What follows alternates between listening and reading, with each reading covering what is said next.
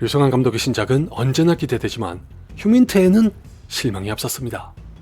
그도 그럴 것이 남한의 여원과 북한의 여원이 공조 아닌 공조를 하게 되는데 그 계기가 다름 아닌 북한의 여원이 사랑하는 사람으로 인해 불거지는 사건이라는 게 아무래도 류승환 감독의 전작인 베를린과 너무 유사했기 때문입니다. 휴민트를 직접 보고서야 알았지만 두 영화는 같은 세계관을 공유합니다. 우리나라에 마동석 유니버스만 있는 게 아니라 류승환 유니버스도 있다는 걸 보여주는 것 같았던 데다가 저도 베를린의 속편을 기대하던 사람 중 한 명이라 꽝 대신 닭 같은 이 영화가 반가웠습니다. 뿐만 아니라 휴민트의 소재와 인물 구도가 베를린과 유사하다는 건 부인할 수 없으나 막상 보면 둘은 꽤 다릅니다. 다른 걸 다 떠나서 일단 북한의 표정성이 중심이었던 베를린과 달리 휴민트는 조인성 씨가 연기한 남한의 조과장이 그 역할을 합니다. 박정민 씨가 연기한 박근과 신세경 씨가 연기한 선화도 결코 비중과 분량이 적지 않지만 서사의 중심에서 그걸 이끌고 가는 캐릭터는 조과장입니다. 이 차이가 휴민트를 베를린과 같으면서도 다른 영화로 만듭니다. 개인적으로는 또 북한을 다룬다는 게 이 영화에 어떻게 작용할지 몰라 조마조마했는데 다행히 정치적으로도 베를린에 비하면 한 발짝 떨어진 위치에 있어 감상하시기에 편하실 거라고 생각합니다. 단 이것도 어디까지나 사견입니다만 제가 휴민트를 제법 재밌게 본 건 틀림없으나 베를린과의 비교에서는 상대적으로 완성도가 부족해 보입니다. 그 이유는 제가 방금 말씀드린 두 영화의 차이에서 비롯됩니다. 국정원 소속인 조과장은 해외에서 북한 사람과 접촉해 북한에 대한 정보를 캐던 중 북한의 고위직이 러시아 마피아와 마약을 거래한다는 증거를 발견하고 블라디보스톡으로 향합니다. 블라디보스톡에 도착한 조과장은 곧장 아리랑이라는 북한 식당으로 가서 종업원으로 일하고 있던 선화에게 조심스레 접근해 호소합니다. 선화는 암에 걸린 어머니를 위해 조과장이 건네주는 약을 대가로 받으며 블라디보스톡의 총영사인 황치성이 러시아 마피아와 결탁해버리는 마약 거래와 인신매매에 대한 정보를 제공합니다.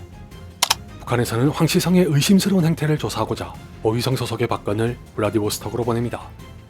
박건은 황치성의 혐의가 짙다는 걸 대번에 알아차리고 결정적인 증거를 수집하려고 했으나 황치성도 만만치 않은 인물이라 도리어 박건을 은근히 위협합니다.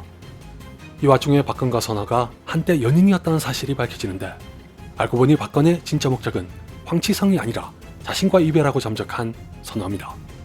그렇게 찾아 헤매던 사람을 하필이면 황치성 앞에서 마주치는 바람에 그 인간은 두 사람 사이에 뭔가 사연이 있다는 걸 직감적으로 눈치챕니다. 황치성은 이걸 약점으로 삼아 박건을 궁지로 몰기 위해 선화를 집중적으로 감시하다가 남한과 접촉 중이라는 것까지 알게 됩니다. 결국 황치성이 선화를 러시아 마피아에게 넘기려 하자 조과장과 박건은 개별적으로 선화를 구하러 갑니다. 제가 줄거리를 아주 간단하게 요약해서 박건이야 그렇다고 쳐도 조과장은 왜 선화를 구하려고 목숨을 거는 건지 의아하실 수도 있는데 사실 휴민트는 그 동기를 부여하기 위해 프롤로그에서 전제가 되는 사건을 던집니다. 많은 장르의 영화와 드라마들이 초반에 일찌감치 시선을 붙잡으려고 흔히 쓰는 방식이라 이상할 건 없으나 휴민트의 경우는 상당히 엉성하고 구차합니다.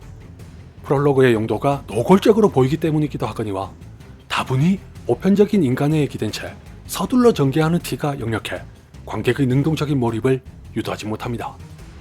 이 탓에 조과장은 자신에게 주어진 임무와는 전혀 어울리지 않는 휴머니스트로 보일 지경입니다.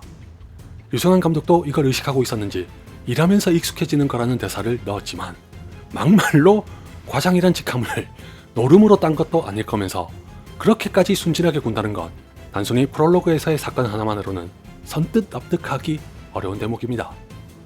더군다나 그 사건이 안긴 트라우마 때문에 혈혈단신으로 수십 명이 있는 마피아 소굴로 들어간다는 것 자살 행위와 다름없어 더더욱 이해가 안 됩니다. 이럴 바에는 차라리 선화를 북한의 주요 인사라거나 남한에 반드시 필요한 정보를 알고 있는 인물로 설정하는 게 나았을지도 모릅니다. 박근과 선화의 관계에서 나오는 내용도 제가 이 영화의 절반에 대한 실망을 거둘 수 없게 했던 것 중 하나입니다.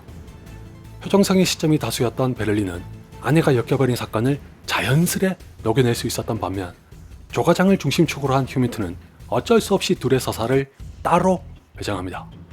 이 말인즉슨 휴민트의 절반 정도는 구조적으로 층이 두 개로 갈라져 중심이 흐려지는 데다가 그 틈에 멜로를 주입한 바람에 이질적인 톤으로 거부감을 유발합니다.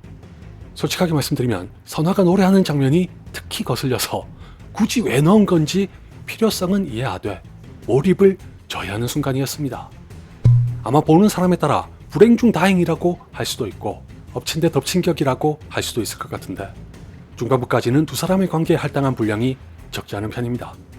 덕분에 후반부로 접어들면서 전면적으로 묻어나오는 감정선을 받아들이는데 도움이 됐으나 역으로 보면 중반부까지 그 서사를 쌓으려고 꽤 정석적인 페이스를 유지하느라 전개가 다소 느리고 심심합니다.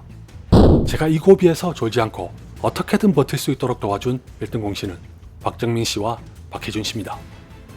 제가 알기로 사극인 전란을 제외하고 박정민 씨가 본격적인 액션을 수행한 건 이번이 처음임에도 불구하고 굉장히 잘합니다.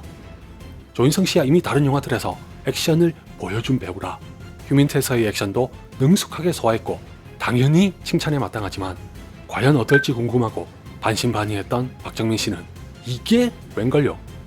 류승환 감독과 무술 감독이 굉장히 신경을 많이 쓴 것 같은 장면에서 어둠 속에 모습을 숨긴 채 등장하는 걸 보면 속된 말로 지립니다. 개인적으로 박정민 씨는 악한 연기를 할 때 선한 본성을 숨기지 못해 간혹 어색해 보이는 배우라고 생각했는데 이 영화에서는 모든 연기가 탁월합니다. 인상을 쓰거나 애달파하거나 분노하거나 이번에는 그 어떤 연기를 해도 어색하다는 느낌이 전혀 없습니다. 박해준 씨는 과연 부부의 세계로 주목받은 배우답게 휴민트에서도 사악한 연기를 정말 잘합니다. 박정민 씨가 영화의 주요 캐릭터 중 하나로 무게감을 가져간다면 박해준 씨가 힘을 빼고 연기한 황치성은 약간 건들거리는 양아치 같은 캐릭터입니다.